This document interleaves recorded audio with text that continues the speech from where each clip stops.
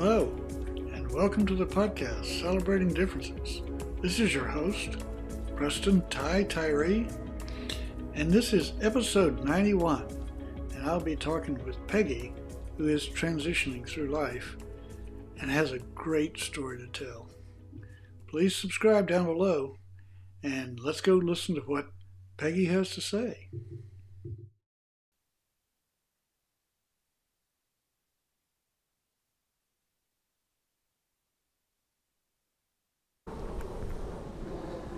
All right, and I'm going to do a big clap to get it started, so then I can match up that sound and that sound. That sounds like a plan. Not that people will be able to see our mouths anyway, but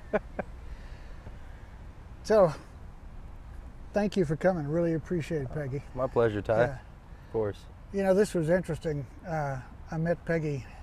It was in B.D. Riley's, and we were doing an event on genealogy. And I mentioned something in his presence about not knowing my father. And he sort of said, I never knew my father either. And so that started a conversation about family and all these kind of things. And I said, you know, this guy's interesting. We need to talk to this gal, this guy, just whatever. This individual. It's individual. This individual is interesting. And I thought, yeah, we need to talk. So Peggy? Yes, sir. Tell us about when you're growing up. Well, it's kind of a transplant everywhere. Moved around a bunch growing up. My dad was in the coal mining industry. Okay. And then moved over to work for U.S. Borax and was on special assignment there for a few years. Got a call from a headhunter. And then he took that job. We moved down to Louisiana. So let's see, I was born in Illinois. I've lived in Oklahoma, Colorado, California, Louisiana, Arkansas, Texas. Georgia, Texas, Hawaii, North South Carolina, a little bit of time in Washington and Oregon. Yeah, you know. Rolling Stone. Oh, got to keep rolling. So what do you do besides wait tables? Well, You've done a lot of things. I do. I've done a lot, and I still do a lot. I currently am doing custom guitar work, so custom painting, electronics, you know, redoing fretboards, you name it, I'll do it. I also am a welder. I've been a traveling tank welder on and off for probably about 3.5, 4 years.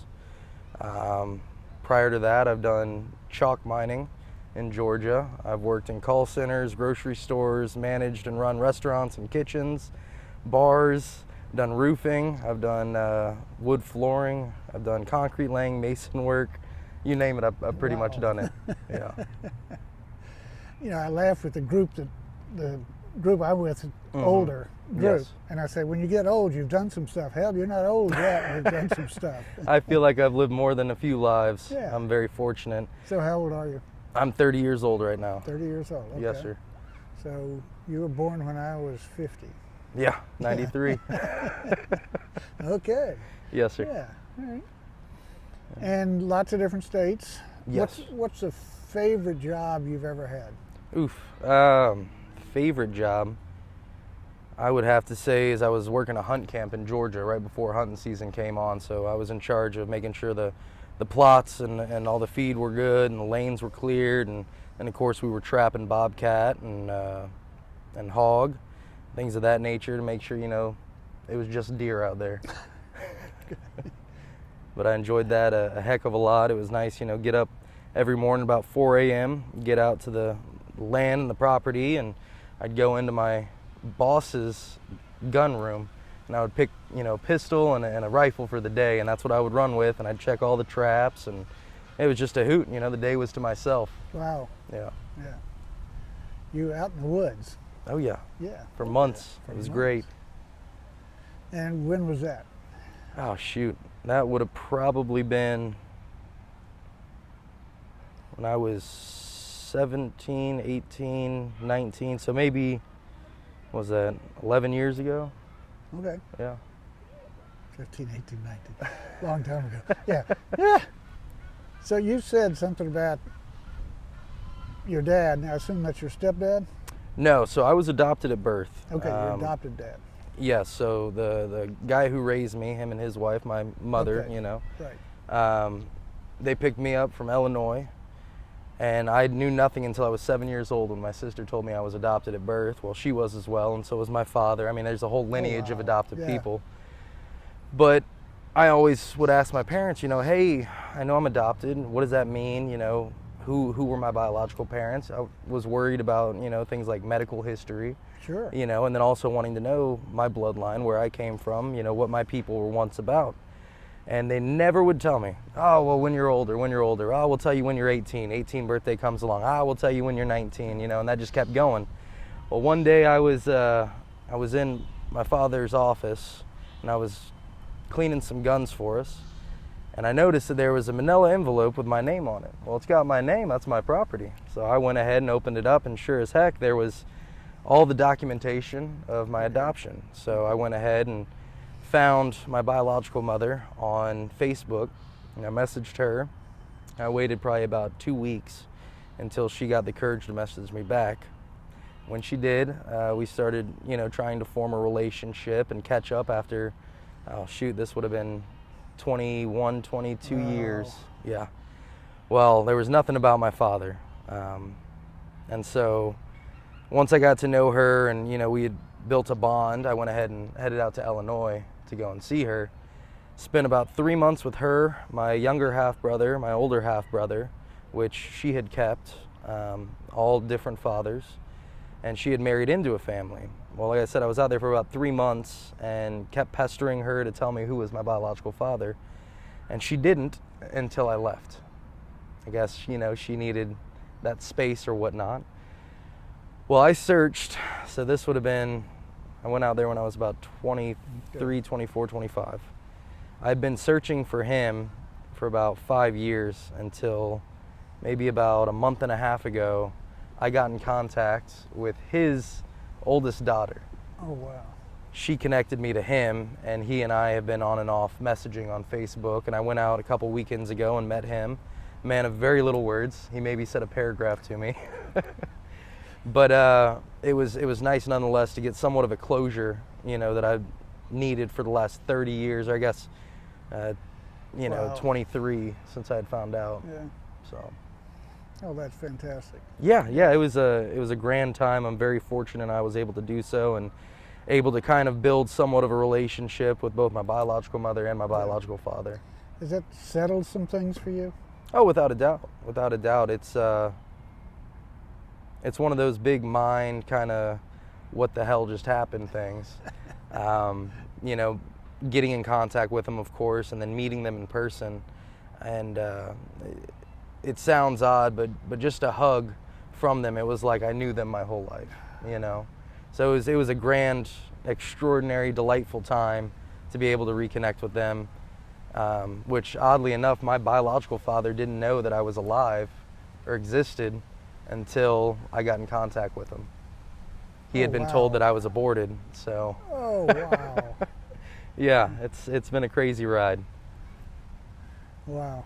Yeah, and you know, the way the conversation got started was my father died in the war, and I was 5 months old when he left. Yeah. To go off to war and died. Jeez. So I never had a chance to talk to him. So I'm glad you've had a chance to talk, at least say hi and sit down and talk. I'm very fortunate. Yeah, even though he only speaks in short paragraphs.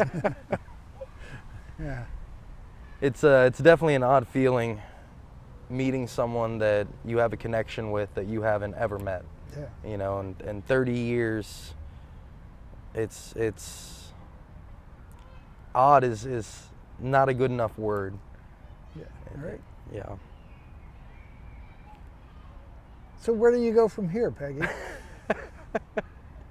I ask myself that every day when I wake up. Yeah. What am I doing today? Yeah, and that's the beauty about I don't know, about kind of living on the seat of your pants. It's just whatever the day brings is an excitement and a joy, and even the bad times are good.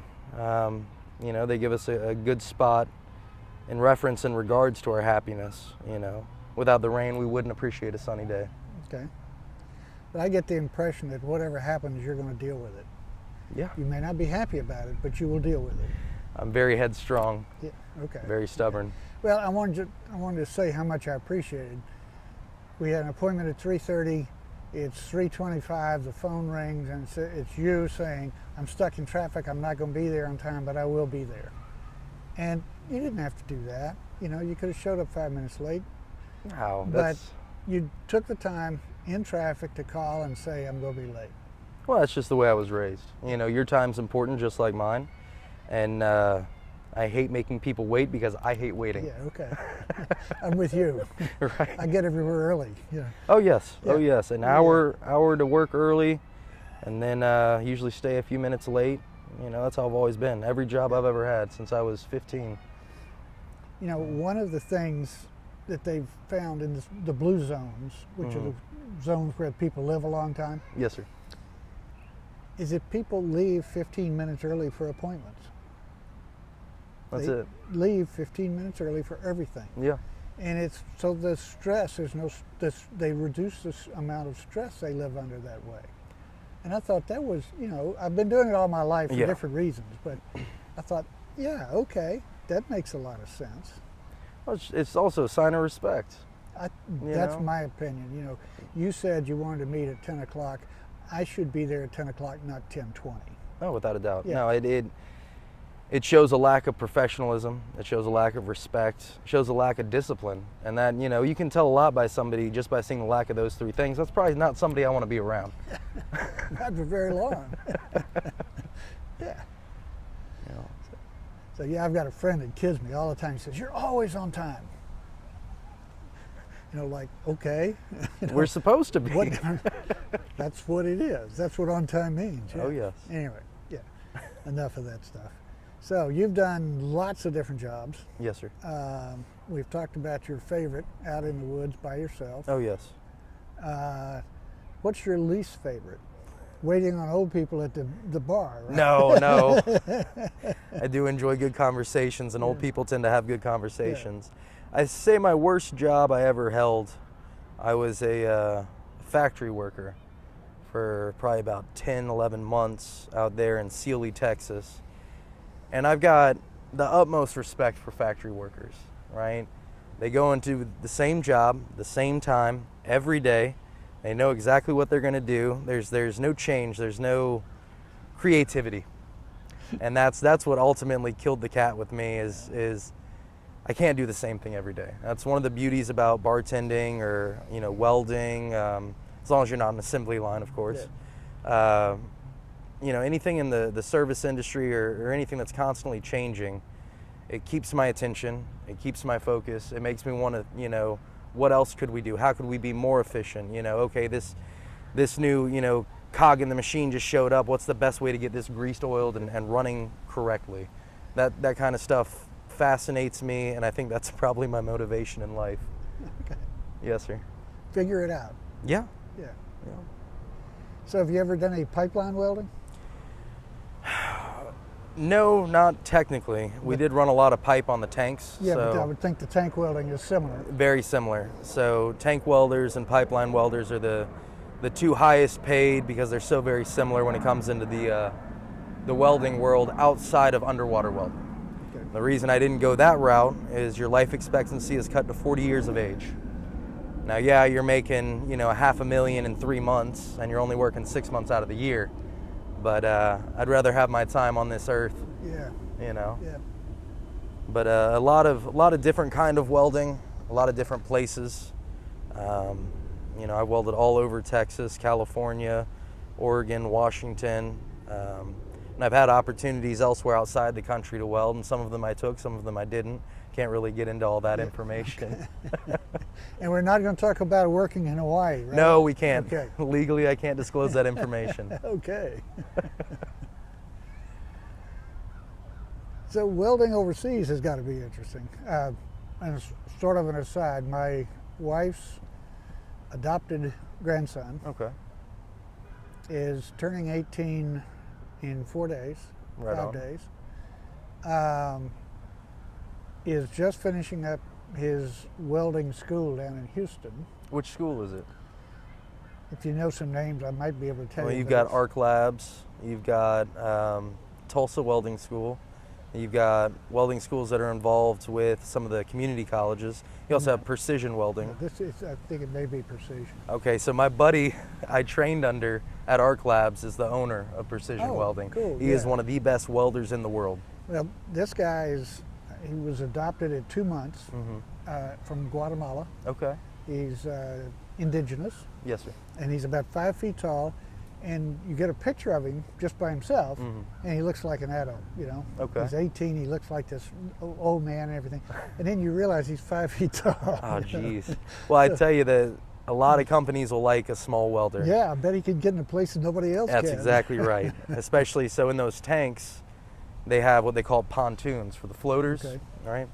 And a lot of times when you get in those pontoons, it's like an old tunnel in Vietnam, right? And you're having to wind in and out, and then you'll have columns in the middle, and you'll have to weld blind or in a mirror. So people of a smaller stature can typically push to make a little bit more money in situations like that. That's awesome to hear.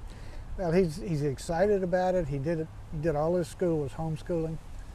He tried public school for a while, didn't like that, so he talked his parents back into homeschooling. Graduated last year from homeschool. Yeah. And went to welding school, and he looked at one up in Idaho. Okay. And decided now his mother's parents live in Houston. Okay. So he thought Houston would be a better deal, but I'm pretty sure it's precision. Well, no matter where you go in Houston to learn, I will say stay away from Tulsa, and they can sue me for that one later. Houston is the mecca for welders. Okay. For learning how to weld. A lot of techniques for welding that's used around the world was designed in Houston. If you're going to learn or you need a job and you weld, go to Houston. So I'm very happy to hear that. Yeah. I'm excited for them. And we're going to probably go down there. I think he graduates from welding school in February. Okay. I think we'll probably go down there for the ceremony Oh, or yeah. whatever it is. Yeah. Oh yeah, well hopefully he gets a job before then. I know when I went through welding school, I had 2 weeks left, and you had to get so many hours, you know, in the shop and actually performing. And I got a call from a company saying, hey, we hired you, so you have to be in California in 3 days. And I said, well, there's no way in hell, you know, I've got to graduate school, you know, I've got 2 weeks left, so I can't remember the amount of hours. And they said, we don't care if you finish, you've got 3 days. We'll see you in California. And so I went to my school and talked to them, and I stayed in that shop for 2.5 days to try and get all my hours. I was, you know, morning shift, afternoon shift, night shift. I was there, my last night there, I think I was there until almost 3 in the morning, which got me and a lot of the instructors in trouble. But hey, I finished. I was able to start working. In that first year, I made $100,000. Oh, that's great. Which was very fortunate. Not a lot of people are able to do that. I think there was one other guy in my class who made about that much, but you get lucky, and especially in the welding industry, if you aren't happy, quit and you'll find something else within 2 hours. Job, yeah. Oh yes. Yeah. Okay. Yeah. Okay. Yeah. So welding is not your favorite job, the outside with the trees and all that kind of stuff. Yes. Yeah. But welding is lucrative. Very lucrative. It's allowed me to do a lot of different things in my life. I actually got into welding in order to be able to afford hobbies and be able to travel. Okay. Like I said, I was a few years into the industry, and I just got tired of being on the road, you know, almost the whole year. I was lucky to be home a week out of the year. And even then it was, you know, getting calls, hey, we've got this job coming up, you know, what do you think about this? Because I was what they call a pusher. So I was an assistant foreman. And I was also what they called an emergency man. So I could be on a job in California, and they'd call my foreman and say, hey, you know, you need to ship Peggy up to Oregon, and they're going to be there 2 days. They've got to fix these 3 machines, and then we also need them to, you know, to come out and cut back these wing girders, and then, you know, I mean, you named it, I did it. And, you know, get a call one day, hey, you're going to be here in a week, or, you know, hey, we needed you here yesterday, you start driving now. You know, pack up your hotel and you're gone. Wow. Yeah, no questions asked, or you're not getting paid. Well, I guess when the pay is good, you can live that way. Yeah, I mean, it was something that you kind of just got used to. You know, we'd work more often than not, we're in 6-10, so 60 hours a week. On emergency or push jobs, you're working 84 hours a week, 7/12s. Good Lord. Yeah, and they would allow us every other Sunday off just so we could wash clothes because we'd start stinking. That was their thing. And then, you know, it's kind of messed up. We had a couple jobs where I'm not going to say the big oil company we were working for, but they made us sign paperwork saying that we legally couldn't sue them, but we gave up our rights in order to work 16 hours a day. And we'd be doing that for about 3 or 4 day stints. And then, you know, you'd get a day off and, hey, we're going back to 7/12s, you know. And money's great. You get used to the traveling and hotel life. It is nice, you know, leaving the room in the morning, coming back, and you've got a made bed. It's clean. It's taken care of. Yeah. And in the rare hotels, you get lucky if they would do laundry service for you. Well, that's what I learned. I used to travel overseas a lot, and people would look at me and say, "You travel over like that?" I said, "They do laundry in the hotels." Mm-hmm. Oh yeah. I don't need to take enough clothes for 3 weeks. You know? Yeah, maybe 2 or 3 days. Take enough clothes to get to the laundry. Yeah. Yes, exactly. So, yeah, it's afforded me a lot of different adventures in my life, to say the least. Yeah. I want to start a conversation, and you can just say, "Forget it." Okay. I turned and you said your name was Peggy, and I looked at you and I said, "What pronoun do you use?" And you said she. Do you want to talk about that at all? We can. I've been transitioning medically for 2.5 years. You know what this week is, don't you? This is Trans Awareness Week. Oh, it is? Yeah. No joke. Now, I didn't plan it that way. It just showed up in my feed today. I didn't even remember it was. Yeah. Yeah. Huh. Isn't that funny?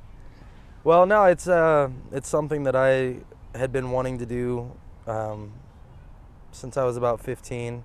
Okay. I didn't really understand it back then. And that's, again, one of the reasons I started welding, was to be able to afford medical transition, you know, get on hormones and things like that, because it's not cheap by any means, especially when you don't have insurance. You know, because of that, I've lost my adoptive family. I've lost jobs. I've lost housing. I've been put in some pretty messed up situations. But I wouldn't change a thing. You know, I'm very happy where I am in life. It's definitely helped my mental state. It's nice to be yourself, you know, not playing a role, which was probably another reason I did so many different jobs growing up. You know, I had to be the most masculine, best man in the room. So I was wearing, you know, the most dapper clothes, and, you know, I always had the prettiest women on my side, and you know, if there was a problem, I'll handle it, don't worry about it. It didn't matter what it was, you know. Got myself in a lot of stupid situations. Yeah. You know, I did security for a bar in Houston for many years, where I was shot at 5 separate occasions. And to me, it was, no, that's just what men do, you know. It's fine, who cares? You know, but being able to transition and accept myself and find people who have the same kind of values and the same mindset and the same acceptance has, like I said, done wonders for my psyche, wonders for my mental state. It's nice to say I actually love myself and I'm happy. Oh, that's great. Yeah. Wow. Yeah. I grew up in rural Louisiana. Okay. And so I tell people I grew up racist, sexist, and homophobic. And it was no intent. It's just that's what it was. No, that's, you know? What part of Louisiana? Outside of Baton Rouge. Okay. And I like to think that the deity or God or whoever, whatever is there for you, has been rubbing my nose in this, because you know Ani, my wife. Yes. Her daughter is married to a woman. Okay. Okay. So I said, oh, okay. That's a shock. Yeah, and you know, she said, would you like to take pictures at the wedding? You know, so, what? Yep, okay, that works for me. One of my grandchildren comes home and says, Mom and Dad, I want to be called they. Okay. Renames themselves. I still have to think. No, you're doing before I say great. that. You're doing great. But they are the same person Yes. that they've always been. My grandchild. Yeah. um, loved to watch them walk across the stage at college graduation with their new name. It was so cool. Oh, I bet they were excited as all Yeah. be. Wow. Yeah. And next is, wow. And so it keeps coming up. It keeps people I know, or people I know, and people I know. Then I run into Peggy, and I said, I've got to talk to this individual, this person. What was it? What you actually said is when I said, what pronoun do you want me to use? You actually said Champion. champion or something like that. Yeah. Champion or yeah. I said, okay, it works for me. Well, the hard part about it is, I was a welder, right? I've done all these different construction jobs, Yeah. and I was, like I said, Macho. I was macho as could be. So I'll always be someone's brother. That's the sad reality of it. And for those people, when they call me brother, or they use he, him pronouns, it doesn't bother me as long as it's not done in malice. And I think that it's very easy to tell if someone is being malicious. So if there's a slip up or, someone didn't know, who cares? You can tell them, hey, this is where I'm at, this is what I prefer, and then it's on them. And if they want to continue to use, the wrong pronouns or things, that's on them. I'm not going to let it ruin my day, and I think a lot of people get real upset by my logic on that. No. I really don't give a damn. That's their problem. That's exactly right. Yeah. That's exactly right. And it's, we have a nonprofit called WAAO. You've probably seen us talking about it in the restaurant. Yes. And that's We Are All One, WAAO, We Are All One. And, that's really the vision.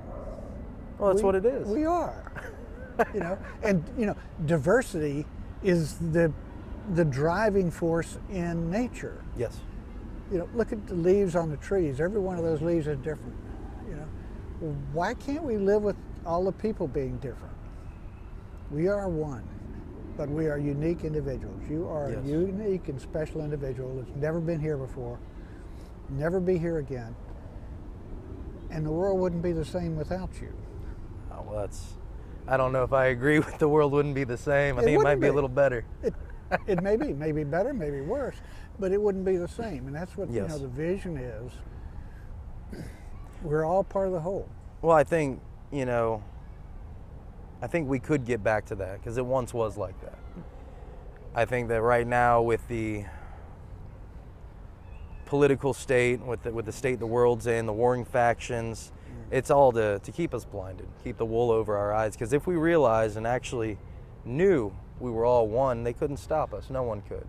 And love is such a scary thing for people who have never felt it. And without love, I couldn't be here today. I've dealt with a lot of hate, and that's okay, but most people haven't truly felt love or truly loved themselves, so how could we expect them to love someone else? You could blame parents, you could blame society, you could blame whatever the hell you want. But I think it's just a fear. It's a fear of being able to get over it, a fear of seeing everybody as yourself, because most people refuse to be able to try it. I digress. I'll throw out another one for you. You can answer or not. Yes, You sir. ever had your IQ tested? No, sir, I have not. It'll be very interesting. Now you've got a presence that not everybody does, and part of that is you're thinking about stuff. And I think it'd be interesting to see what your raw innate ability. Yes, sir. And I know it's a bad measure and all the rest of that kind of stuff, but I think it'd be fun to see because you're thinking about stuff that not everybody thinks about. Well, I think, growing up the way I grew up in a very, Southern Baptist, super conservative household, I didn't want to accept that, oh, well, this is the truth and this is why. I wanted to understand everybody's point of view. So I remember in high school, me and my best friend at the time, we met in church, which we were both forced to go to. We decided, let's stop and just start researching every religion out there and see if we believe in Christianity because that's how we were raised or because we actually believe in it. He found out that he actually believed in it, and I'm very happy for him. I found out quite the opposite. It was because that's what I was told. That's what I was, brainwashed into, as it were. And it drove me nuts just to see how everybody around me just accepted things because that's what they were told or that's how they were raised. And I never wanted to be like that. I always wanted to understand why. That curiosity has never stopped in me. And I've always just wanted to try and see things from every perspective, which that's kind of the beauty about me being transgender is, I lived many years pretending to be a man. And now, hormonally, I'm transitioning into a woman. I understand why women cry a lot more than men now. The hormonal changes have been eye-opening. Physical changes, all the changes it's helped me see things from both a masculine and a feminine side. The Native Hawaiians have a term for what they call transgender people or third gender. It's mahu. And when I found that out when I was out in Hawaii last, I took great pride in that. I've got it tattooed right here. Because you see both sides. Native Americans, they held high regard for people who were multiple gendered because that was it. They saw both sides. It was easier for them to stop arguments or to help, let's say there's a court. It's no, okay, this side, yes, I can see their point of view, this side as well. They can kind of go in and say, as a non-biased third party, this is what everybody's saying. So I think that's also helped me, in my life, especially when it comes to work, is being able to see things from my boss's side and from my underling side, people that work with me, is okay, we're both saying the same thing, just at a different frequency. And once we realize that, now we can move as a team in the right direction. You also have a very interesting sense of humor. That's all the trauma. Because, let's order a little dessert. Peggy? Well, let me order 1 scoop of ice cream. What do I get? About 3 scoops 3 of or 4 caramel scoops. and chocolate and whipped cream and pecans. So let's see. We need some lime in this drink. So we have 6 limes around the edge of the drink. Well, y'all are good people, and I want to make sure y'all are having a fun time, and keep it light. And I really enjoy coming in and seeing you and spending that time with you. As do I. Yes. So, one sentence that you want people to hear. Oof. You should have told me this before I came in. I would have thought about it more.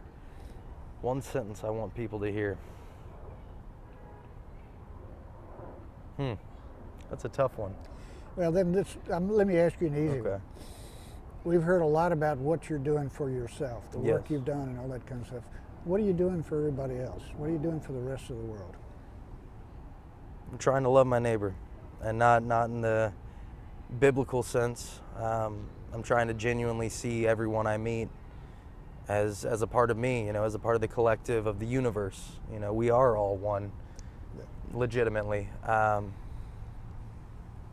It's hard living in a place like Austin because we see a lot of homeless people, and it's hard to not become calloused.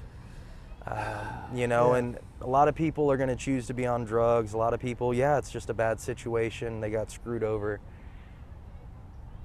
But sometimes just doing one nice thing for that person stopped them from jumping into traffic, which has now ruined multiple people's days or scarred children from seeing that onslaught. It's just I'm trying to love everybody as if they were myself, because in some odd way they are. If someone's having a bad day, I've had bad days too. Yeah. Go ahead, vent to me. That's fine. I'll listen. Yeah. Yes. Which is sometimes the best thing you can do. Yeah. Is just listen. Without a doubt. Yeah. Have you got a sentence yet? Too focused on the questions you're asking. If not, that's okay. We'll just end it right here. Okay. And, if you think of something, send it to me and it'll be the title of this podcast. Yeah, we can do that. We can do that. Yeah, okay? that might make it a little easier. Peggy, this has been fun. It has. I kind of thought it might be.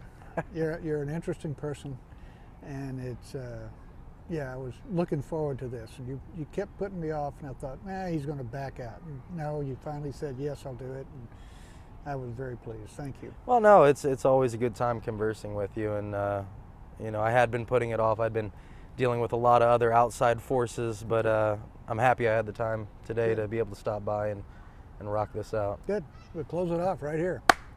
Well, that was fun. Peggy's got a great story, and I hope you enjoyed it.